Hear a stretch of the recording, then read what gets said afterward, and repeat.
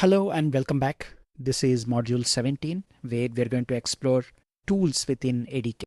So if the LLM is the brain and deployment are the legs, think of the tools of an agent as the limbs or the hands. It can perform actions, it can take certain actions through the tools. Now this becomes clear when I walk you through the demo. So let's get started. First, I'm going to import appropriate modules, and then I'm going to define two functions, and these functions will eventually become the tools for the agent. The first one is get fee for payment method.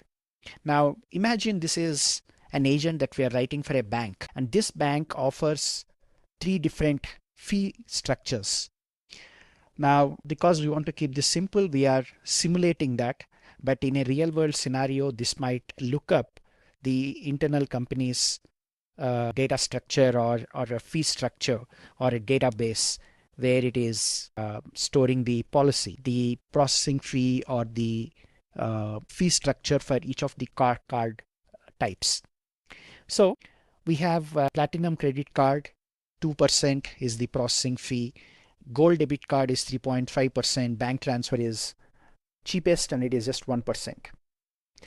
So when we invoke, we basically send the method and it comes back with the appropriate fee structure. Pretty straightforward. And if we send something that doesn't exist, we'll say payment method not found. So that is the function that we defined here to return the fee structure of a specific transaction type. Now we're also defining another function, and this is get exchange rate. So it takes base currency in ISO and target currency also in ISO and returns the exchange rate between two currencies. So we hard-coded some currency values here. So USD to Euro, USD to Japanese yen, and USD to INR, Indian rupee. So we have these hardwired, and ultimately this is going to return both the actual currency conversion and also the success status, whether it is successful or not. Similarly, even in the previous one, we have a dictionary that returns both the fee value and also the status, either success or error.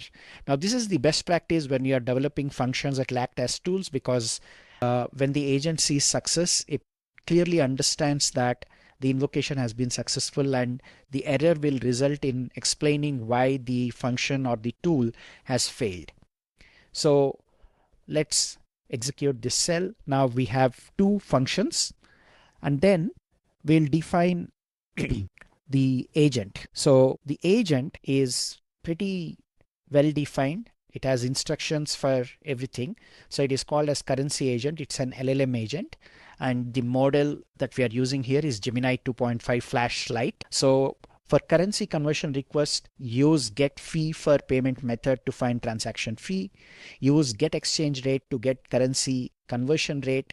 Check the status field in each tool's response for error. Now this is very important because the agent will explicitly look out for the value in the status field. Calculate the final amount after fee based on the output from the fee method and also the exchange rate method, and provide clear breakdown. Now this will make sure that the agent comes back with an explanation. First state the final converted amount, then explain how you got that result by showing the intermediate amount. So this is pretty verbose. We defined everything. If any tool returns an error, explain the issue to the user clearly, which means it is going to show a similar error and puts that in a very understandable natural language format. And then the most important parameter here is tools, and we are wiring both the functions that we have defined earlier as tools to this agent: get fee for payment method and get exchange rate. Now we created the agent and we are going to run the agent in the next step. So let's go ahead and invoke this agent. So currency runner, in-memory runner, agent is currency agent, app name is agents. So this will basically instantiate the agent, and then we will call run debug, which will show us the entire session details. So now it created a new session and it shows the user is asking for converting $500 to euros using gold debit card. Now the fee for using a gold debit card is 3.5%, and it basically calculates 3.5% of 500 USD and it comes back with a number. And then this means you will have 482.5 USD remaining to convert, and then it applies the conversion rate, and after converting you have the value in euros. So this is very well structured, and because we explicitly mentioned that it has to show the intermediate amounts and the explanation must include the fee percentage and its value in original currency, it comes back and shows us all the steps that went behind this calculation. So if you omit those explicit instructions, it might actually come back just with the value.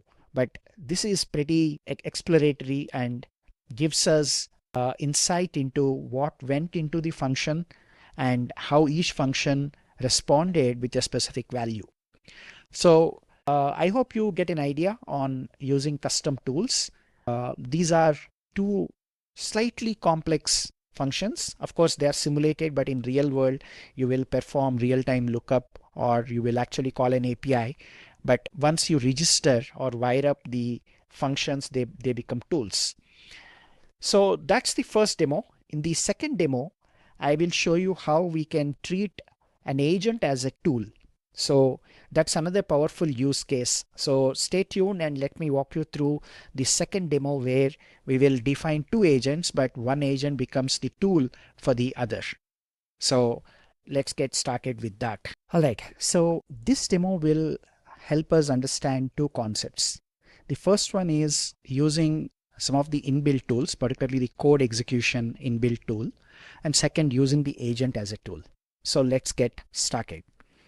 First, I'm going to import appropriate modules, and then we will repeat the same functions that we have defined earlier. So we have similar functions, get fee for payment method, and then the other one is the get exchange rate. So we'll define these two functions. And then the most important thing is we are going to define a new agent, but this is not the root agent. So this is called calculation agent.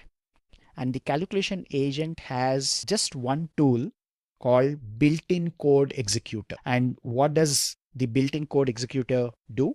Well, it generates Python code on the fly and executes that. So in the instruction, we are very clearly mentioning that you are a specialized calculator that only responds with Python code.